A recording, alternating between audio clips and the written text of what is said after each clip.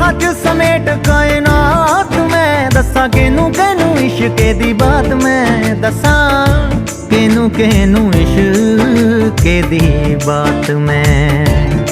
आ रंग फुल्लां दा भी होर गूड़ा हो गया फुल्लां दा भी होर गूड़ा हो गया पानी प्यार वाला पत्तियां नू धो गया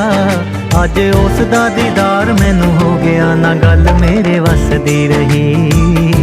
ना गल मेरे वस दी रही आ किसे ऐसी